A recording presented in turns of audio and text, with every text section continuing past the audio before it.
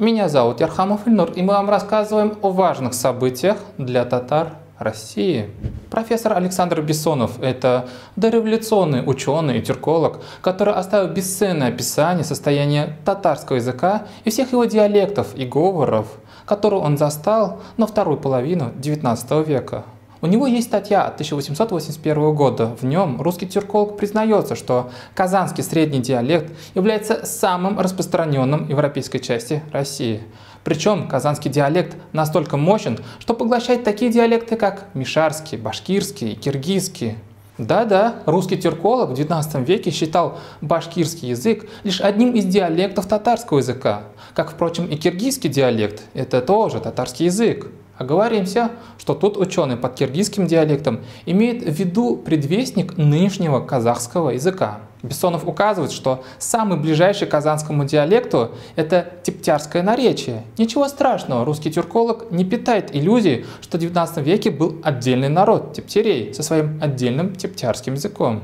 Русский ученый определяет тептерей как сословие, куда входят татары, чуваши, ватяки, то есть удмурты, черемисы, то есть марийцы и мордва. Тептяри убежали от своих селений в Башкирию после того, как была введена подушная перепись населения в Российской империи.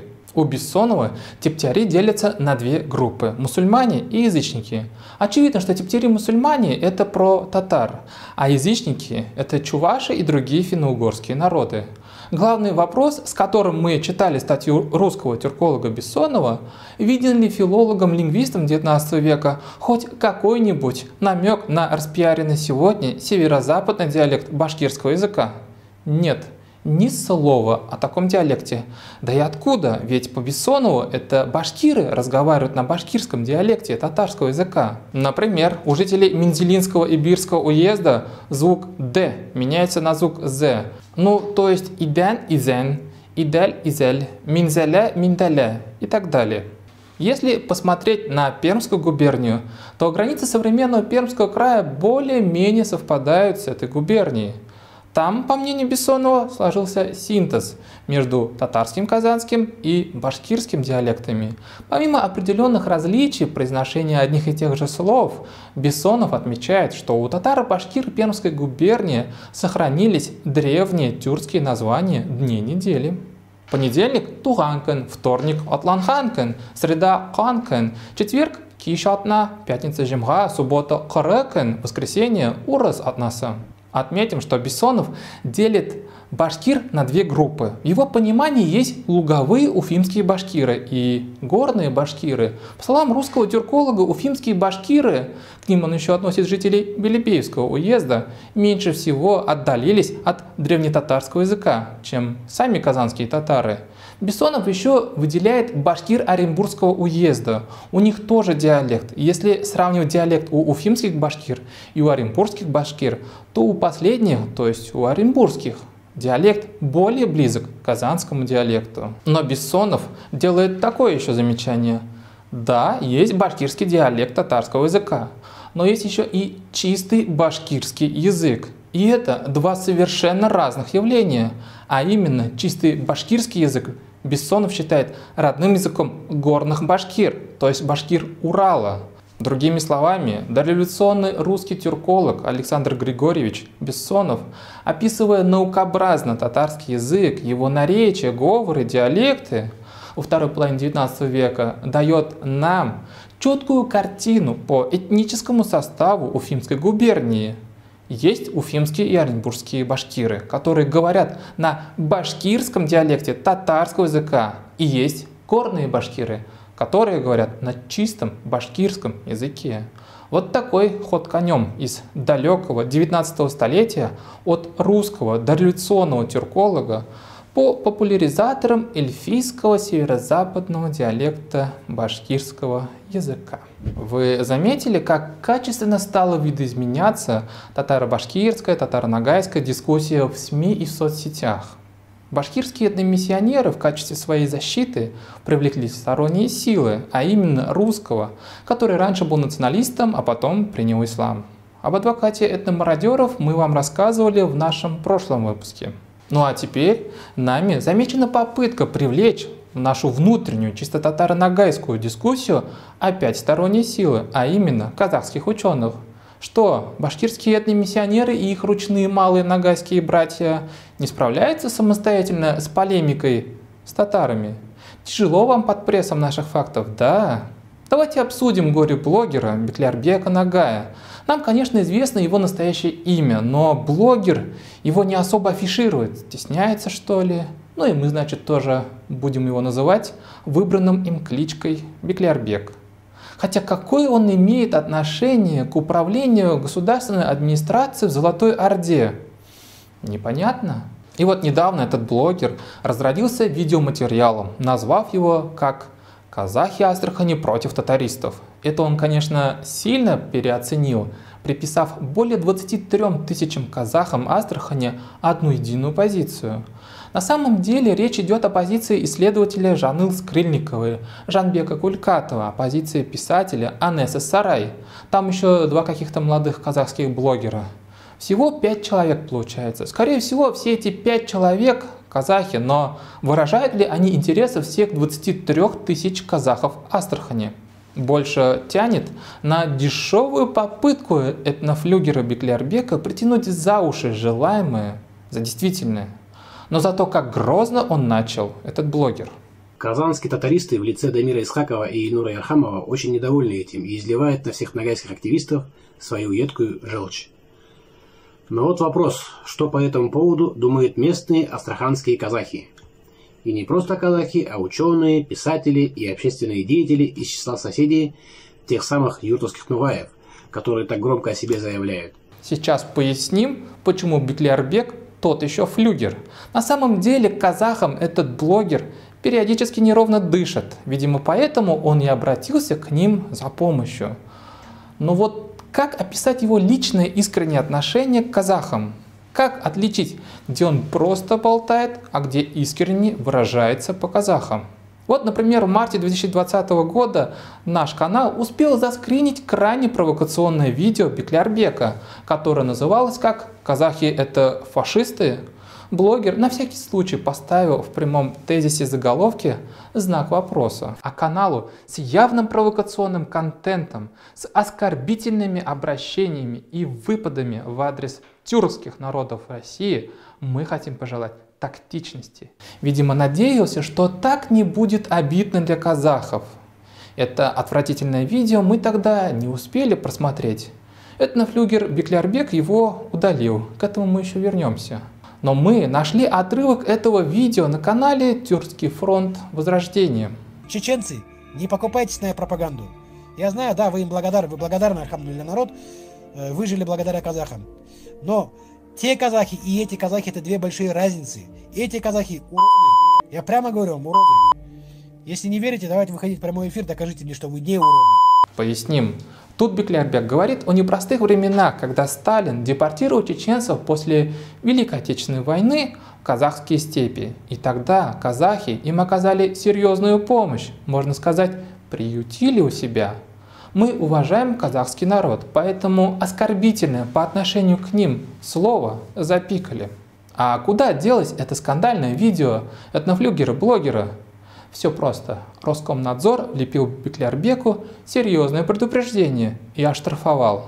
На меня написали заявление, валикум ассалам, о разжигании межнациональной розни. Сразу скажу, что подробности я говорить не буду, потому что мне нельзя, как говорится, да. Но могу сказать, что это не казахи, не узбеки, не таджики, не украинцы. Вот, не татары. Все закончилось тем, что Беклярбек заплатил штраф в размере 10 тысяч рублей и подчистил свой YouTube-канал от провокационных видеоматериалов. Но интернет помнит все. Обратим внимание, что, скорее всего, удалил Беклярбек видео, где оскорбляет казахов, не потому, что осознал свою ошибку и заблуждение. Люди могут ошибаться, никто не застрахован от этого. А потому удалил, что за Беклярбека жестко взялся Роскомнадзор. Весьма примечательно, не правда ли? Также обратим ваше внимание, что в многочисленных комментариях на YouTube Беклярбек делит единый казахский народ на несколько частей. на тех, кто проживает в Казахстане и которые ему неудобны, неприятны, неправильные. Он еще делает заявление, что такие казахи неудобны и для нагайцев. Ну и есть удобные для него казахи. Их он назвал в своем видео про татаристов. Список из 5 человек вы слышали. Хотя в другом своем оскорбительном видео блогер казахов никак не разделяет. Ну эти вот казахи, которые или фашисты, или нет. Просто всех казахов скопом предлагает объявить понятно кем. Вот такой блогер-этнофлюгер затесался между татарским и казахским народом. Мы выступаем за добрососедские отношения с нагайским народом и задаемся вопросом, а не делают ли ошибку нагайские общественные организации, связывая себя отношениями с таким хайпующим блогером-провокатором. И все-таки мы стали вываливаться из уютных татаро-башкирских интернет-дискуссий. Появились люди, которые реально стали потерпевшими. Татаро-башкирская дискуссия больно ударила по татарским эстрадным певцам. Короче говоря, по татарской попсе. Дело в том, что 28 января глава Башкортостана Ради Хабиров запретил проводить в Башкортостане массовые культурные, спортивные и другие виды мероприятий, где участвует более 100 человек. Это ограничение глава республики ввел, чтобы так противостоять распространению коронавируса. При этом запрет касается представителей иностранных государств и других субъектов Российской Федерации. Таким образом, все концерты звезд татарской эстрады, которые из Татарстана, в Башкортостане будут под запретом. Тут спасибо журналистам издания «Азатлык» за интересный материал. Первым на себе этот удар ощутила певица Ирке. У нее без проблем прошел 9 февраля концерт в Уфе. А вот в Нефтекамске, что находится на северо-западе Башкортостана, концерт ее отменили. Ну или дипломатически говоря, перенесли на неопределенный срок. Жена певца Навката Нигматуллина, Рамзия Нигматуллина, сообщает, что концерты ее мужа в Башкортостане пока никто не отменял. 3 марта в Уфе должен быть этот самый концерт. Она вспоминает, что еще в далеком 2002 году перед переписью населения татарским певцам из Татарстана запрещали делать концерты в Башкортостане. Политика такая была еще у президента республики Муртазы Рахимова. Пострадал певец Фирдус Тямаев. У него был запланирован 14 февраля концерт в Стерлитамаке, концерты в Туймазах и в городе Октябрьске. Везде концерты отменились. Еще под вопросом концерты, запланированные в Башкортостане в месяце марте. Под вопросом концерта у певицы Ильси Бадретдиновой с Салавата Фатхаддинова. Но зато в Уфе 18 февраля состоится хоккейный матч между Салаватом Юлаевым и Акбарсом в Уфа-арене. И скорее всего на него придут больше 100 зрителей. А 20 февраля там же состоится хоккейный матч между Салаватом Юлаевым и китайской командой Кунлунь РС. Почему же вдруг татарским певцам запретили концерты в Башкортостане? Неужели все дело в переписи? Неужели на татарских певцов власти Башкортостана смотрят как на этакое идеологическое оружие, которое пробуждает в людях татарский дух? Серьезно? Оказывается, все так. Наша татарская попса – это наше татарское идеологическое оружие. Об этом заявил сам главный певец башкирского этномиссионерства Салават Хамидуллин. Во-первых, он отреагировал на пост в соцсетях татаро-башкирского певца Артом и по совместительству помощника главы Башкирии и по культуре, и по молодежной политике Элвина Грея, Радика Юльякшина. А кем именно отменены? Властями Татарстана, лично Элвином Греем или начальниками Элвина Грея? А теперь, во-вторых, Салават Хамидуллин уточнил, что власти Татарстана, видите ли, так решили отомстить Грею за своих татарских певцов, которым запретили въезд в Башкортостан. Можно подумать, что татарские певцы зарабатывают деньги на татарских концертах, несут деньги в какой-то татарский общак на развитие татарской идентичности. Тут в Татарстане на татарских певцов смотрят исключительно как на талантливых предпринимателей, которые еще и петь умеют. И не более того. Из реакции Салавата Хамидуллина, из его ликования, что вот, мол, Татарстан банит Элвина Грея, а все потому, что хочет мстить, мы предполагаем, что эту шумиху раскручивает сам Элвин Грей. Зачем? А все просто. Надо накалить ситуацию вокруг татаро-башкирского противостояния. Соцсетей и СМИ уже не хватает. Ну, запретила Башкирия татарских певцов у себя, боясь, что те напомнят жителям республики об их татарской идентичности. Это же на слишком радикальный шаг смахивает, с одной стороны, то есть с конкретной стороны, с стороны Башкортостана.